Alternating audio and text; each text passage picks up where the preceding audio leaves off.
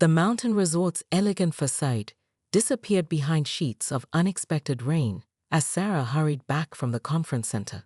The company retreat had been going smoothly until the weather alert forced everyone to return to their rooms.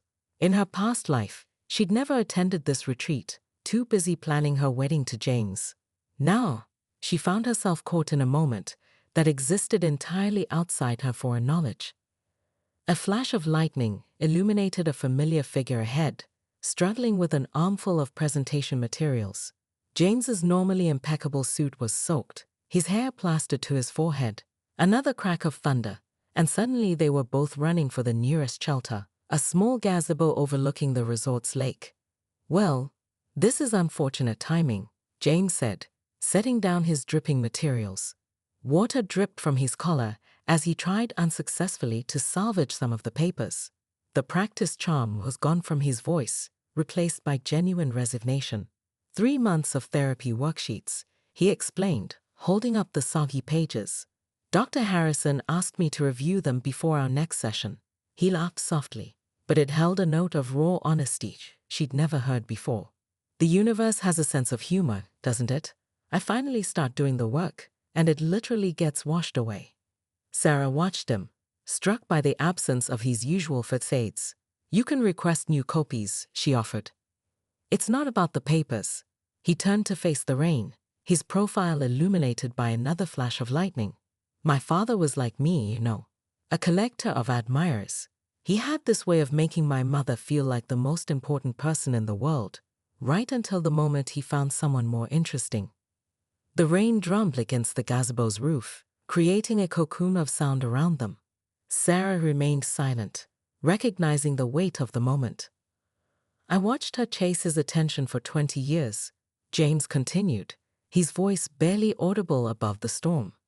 "Every time he'd pull away, she'd try harder to be perfect. I swore I'd never be like him."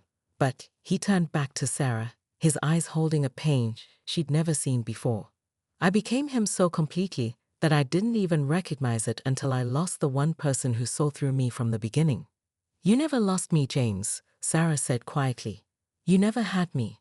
Not really. You had the version of me that was trying to be what you wanted.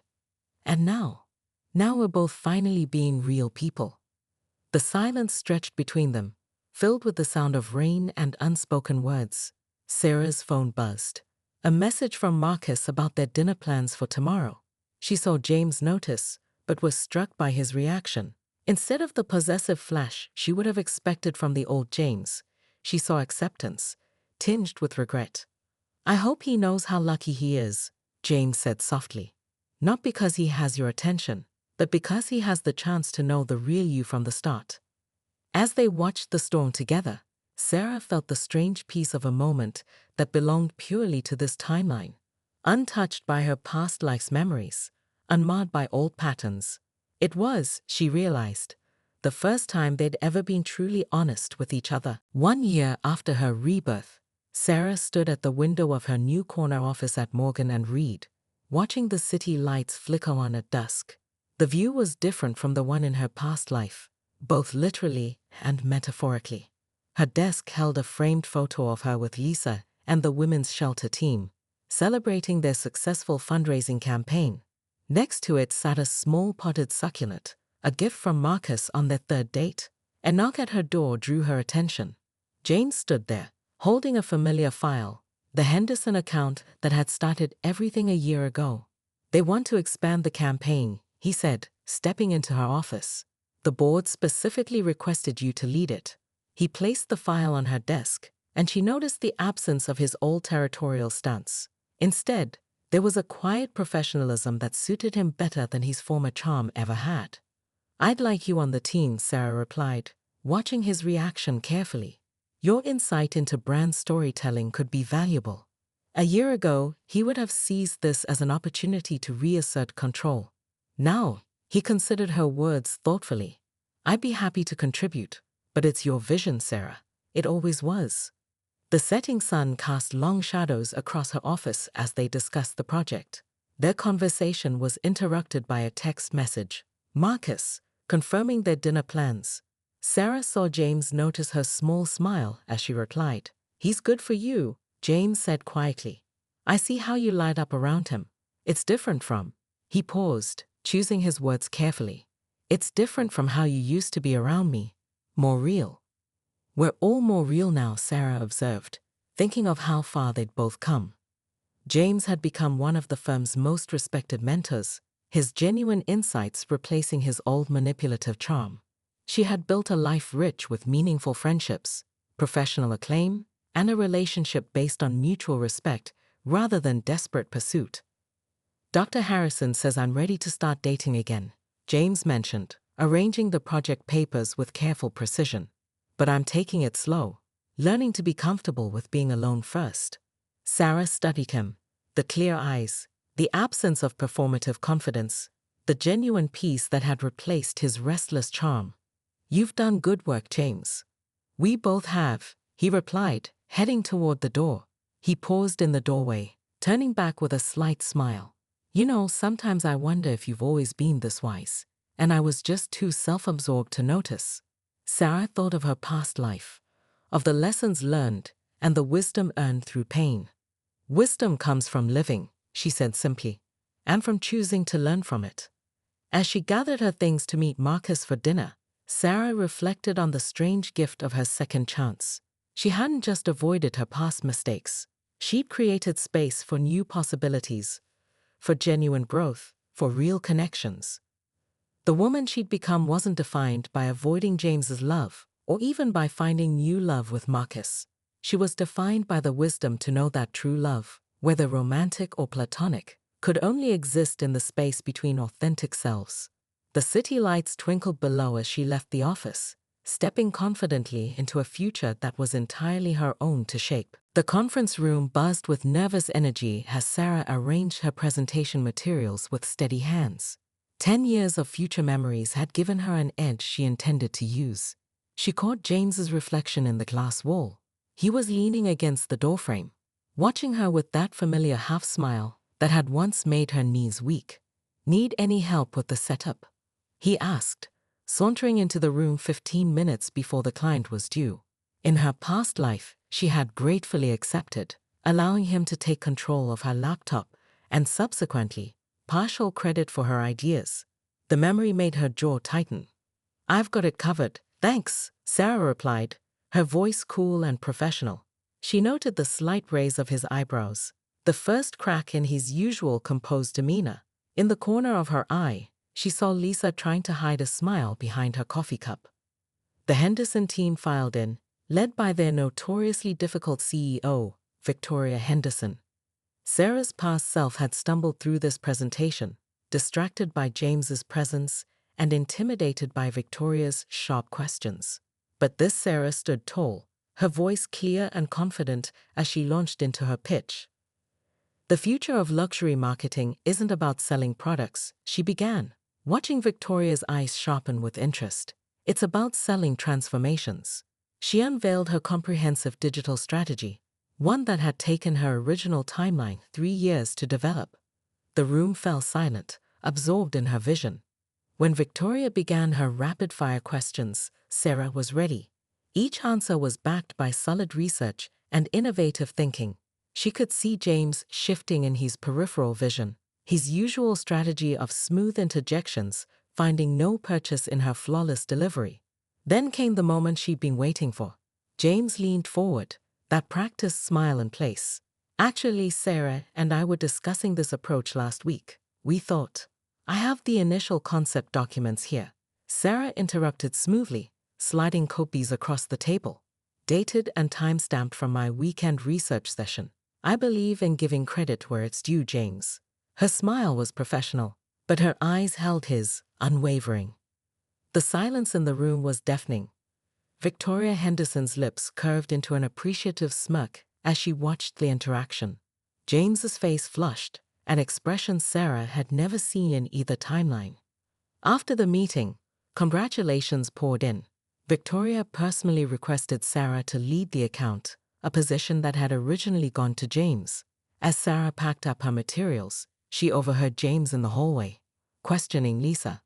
Has she always been like this? He asked, confusion evident in his voice. Like what? Brilliant? Confident. Actually, yes, Lisa replied. Maybe you were too busy watching her watch you to notice. Sarah smiled to herself as she closed her laptop. The afternoon sun streamed through the windows, casting her shadow long and strong across the conference room floor. In her pocket, her phone buzzed with another dinner invitation from James. This time, when she declined, it wasn't with regret or longing, but with the quiet satisfaction of choosing her own path. The power had shifted, and they both knew it. But only Sarah knew this was just the beginning. The Lexington group meeting was going exactly as Sarah remembered, which meant it was going terribly. James had spent the first 20 minutes wielding his charm like a weapon, while subtly undermining every suggestion made by the team. She watched him work the room with the same calculated precision that had once fooled her, noting how he positioned himself as the only competent person at the table. The market research suggests, began David from the digital team, before James smoothly cut him off. The market research is a bit outdated for what they need, James interjected with a practiced laugh. But fortunately, I have some thoughts on that. Sarah felt her phone vibrate. The same message from her past life from Lisa. Someone stop him before we lose this account. This time, however, Sarah was prepared. She had spent weeks refining the campaign idea that had originally come to her 3 years too late. Actually, Sarah's voice cut through the room like a blade wrapped in silk. I'd like to propose something different. She stood, commanding attention not with James's flashy charm, but with quiet authority. What if we stopped trying to sell luxury and started selling transformation? The client CEO's eyebrows rose as Sarah launched into her presentation.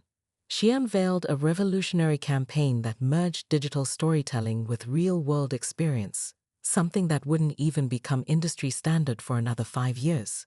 Her future knowledge gave her the confidence to push boundaries that others couldn't yet see. Imagine a campaign that doesn't just tell your clients they can change their lives, she continued, watching the room lean in. It shows them they already have. She pulled up a mock-up of an interactive digital platform that would have taken her team months to conceptualize in her past life. From the corner of her eye, she caught James's expression, a complex mixture of admiration, confusion, and something that looked almost like fear.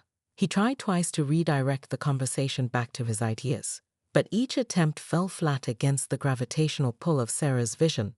As the meeting concluded, the Lexington Group CEO approached Sarah directly, ignoring James's attempted interjection. We've been approached by several agencies, he said, but this is the first time someone's truly understood what we're trying to achieve. Later that afternoon, Sarah's phone rang with an unfamiliar number. Her heart skipped. She remembered this call. Marcus Reynolds, CEO of rival firm Reynolds and Buck, offering her a position that would have fast-tracked her career by 3 years.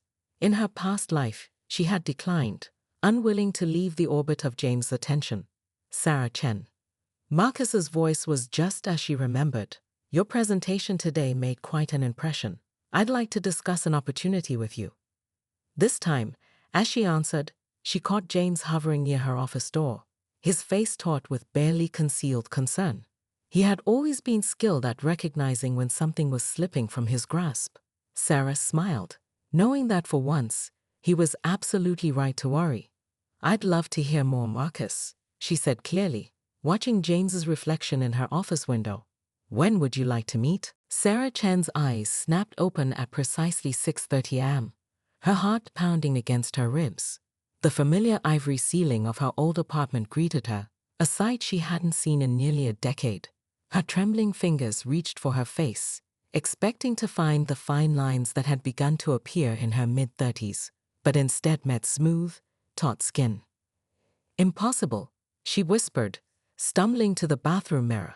The reflection that stared back at her was both familiar and strange, her 25-year-old self, complete with the long black hair she'd later cut short after her divorce from James. The weight of dual memories pressed against her consciousness. She was both the naive 25-year-old associate at Morgan and Reed Marketing, and the jaded 35-year-old woman who had finally signed divorce papers after discovering her husband's third affair.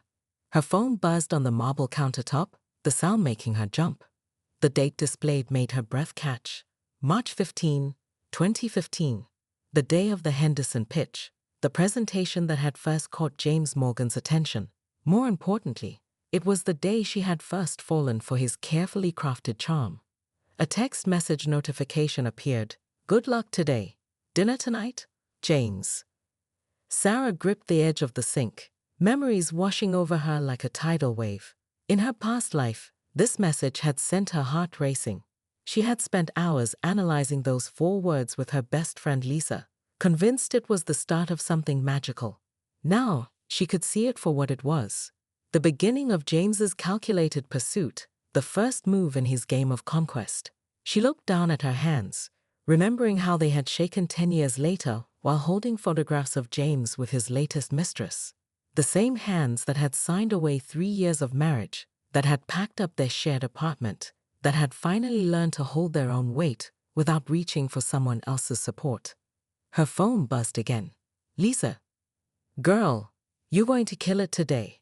But more importantly, James has been asking about you. Just saying." Sarah let out a bitter laugh. Lisa had been right about everything. Her warnings about James, her concerns about Sarah losing herself in the relationship, her gentle suggestions that true love shouldn't feel like a constant chase. In her past life, Sarah had dismissed these warnings as jealousy. Now they rang with prophetic clarity. She walked to her closet, pushing past the feminine dresses she'd once worn to catch James's eye. Instead, she pulled out a crisp black pantsuit, the one she'd always felt too intimidated to wear to important presentations. Her fingers ran over the smooth fabric, remembering how confidence had felt before she traded it for the approval of a man who collected hearts like trophies. "Not this time," Sarah murmured, her voice growing stronger with each word. "This time, I chase my own dreams." As she prepared for the day ahead, Sarah felt something she hadn't experienced in years. The electric thrill of standing on the precipice of change, knowing that every decision from this moment forward would be guided not by desperate love, but by hard-won wisdom. And when her phone buzzed one more time with James's follow-up text, "Wearing your blue dress today?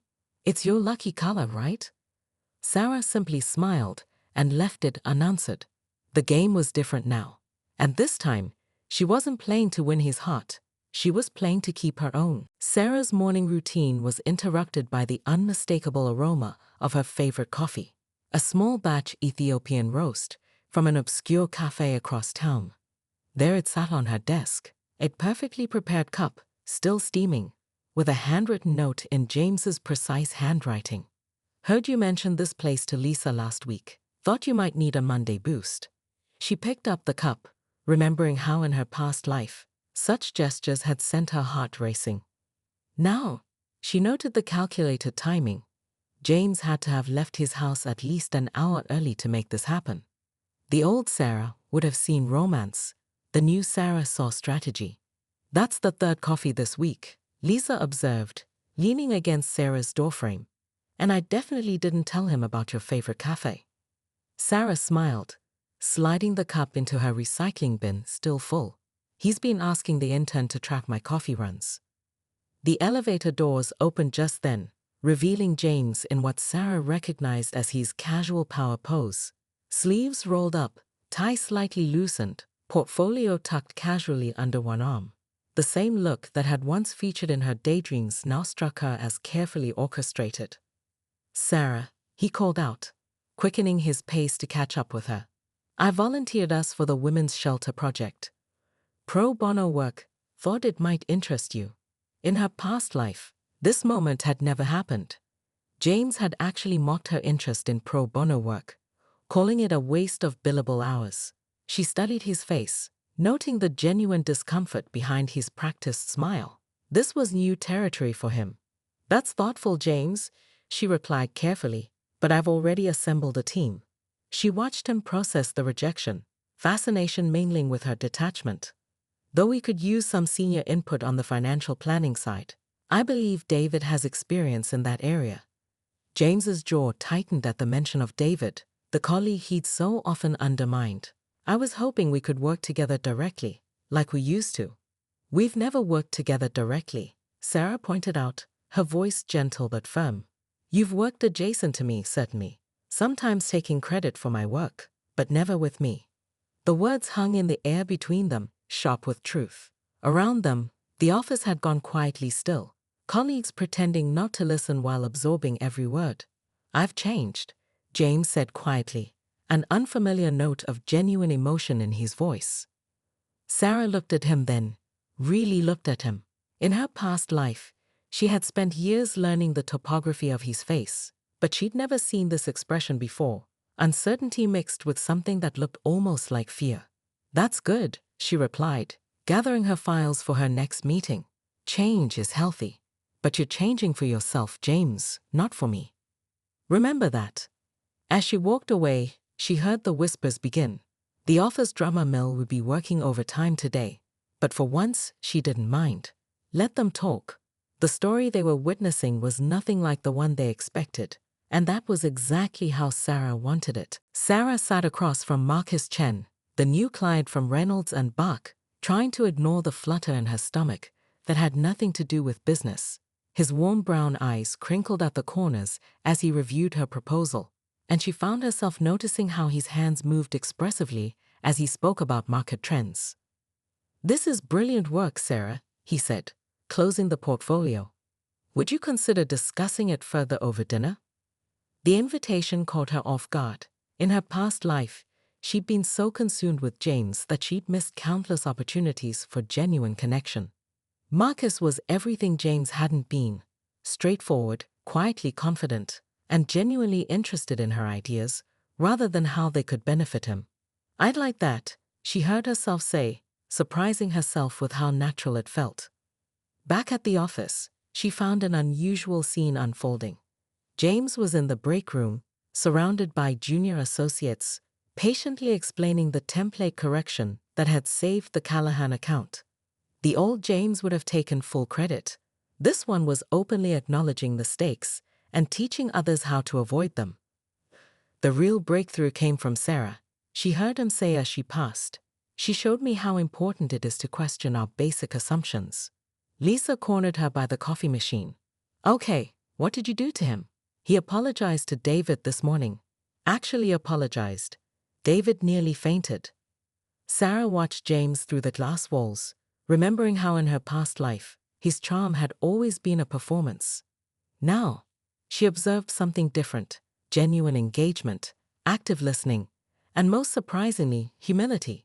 Maybe people can change, she mused, when they do it for themselves. Her phone buzzed with a text from Marcus about dinner plans. Just as James emerged from his impromptu teaching session, their eyes met briefly, and she saw him notice her small smile at the phone. Something flickered across his face. Not the possessive jealousy she would have expected from the old James, but a more complex emotion. "Sarah," he called out softly as she passed his office later, "I wanted you to know, I'm not dating anyone right now. For the first time since, well, ever. Dr. Harrison says I need to learn who I am when I'm not trying to prove something to someone else." She studied him, the new clarity in his eyes, the absence of his practiced charm. He looked simultaneously more vulnerable and more solid than she'd ever seen him. "That's brave," she replied honestly. "It's not easy to face ourselves." "No," he agreed, a wry smile touching his lips. "But neither is watching someone you took for granted become the person they always were beneath your projections." The words hung between them, heavy with meaning. Sarah felt the weight of both timelines: the past she'd lived, the future she'd known, and this new present she was crafting. As she headed to her dinner with Marcus, she realized that the hardest part of her journey wasn't avoiding old mistakes. It was remaining open to new possibilities while keeping her hard-won wisdom intact. The office was eerily quiet at 11 p.m., lit only by the harsh glow of emergency lights and the blue screen of James's laptop. Sarah hadn't planned to come back after dinner, but she'd forgotten her presentation materials for tomorrow's meeting. In her past life, this night had gone differently. She'd brought James dinner. They'd worked together until dawn, and she'd fallen a little more in love with what she thought was his dedication. Now, she stood in the doorway of the conference room, watching him run his hands through his disheveled hair, his usual perfect appearance completely undone. The Callahan account files were scattered across the table like fallen leaves, his tie was loosened, and his laptop screen showed multiple error messages from the analytics platform. "The numbers don't make sense," he muttered, not looking up, clearly assuming she was the janitor. "They just don't make any sense." Sarah knew exactly what was wrong. In her past life, this crisis had cost them the Callahan account, one of their biggest losses. The template James was using had a fundamental flaw that wouldn't be discovered until it was too late. "You're using the wrong baseline metrics," she said quietly. James's head snapped up, and for a moment, she saw raw vulnerability in his eyes before his usual mask started to slide back into place. But he was too tired, too stressed to maintain it fully. "I've checked everything 3 times, he said, his voice hoarse. "The quarterly projections, the market analysis." "But not the seasonal adjustment factors," Sarah interrupted, setting her bag down. "The template's wrong, James. It has been for months. You're building a forecast on faulty foundations." She watched him process this, saw the moment he realized she was right. In her past life, his response to failure had been to blame others, to craft a narrative that protected his image. She waited for that familiar defense mechanism. Instead, he surprised her. "I should have seen it," he whispered, staring at the papers. "I was so sure I could handle this alone." So determined to prove, he trailed off, looking lost. Sarah's instinct to comfort him rose up like muscle memory, but she held back. "Would you like help fixing it?" she asked instead, keeping her voice professional. He looked at her then, really looked at her, perhaps for the first time. "Why would you help me? After everything?" "Because this isn't about us, James.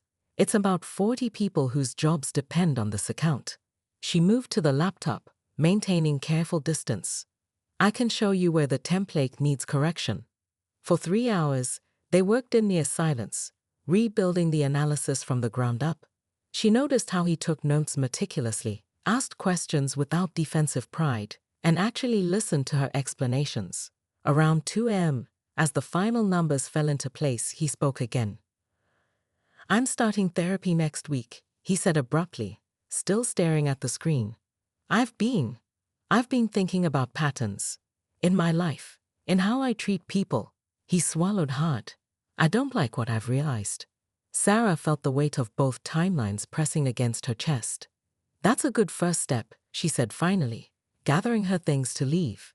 "Just make sure you're doing it for yourself, not for anyone else." As she walked to the elevator, she heard him make a phone call. "Dr. Harrison? This is James Morgan. I know it's late, but I'd like to move my first appointment up as soon as possible, please."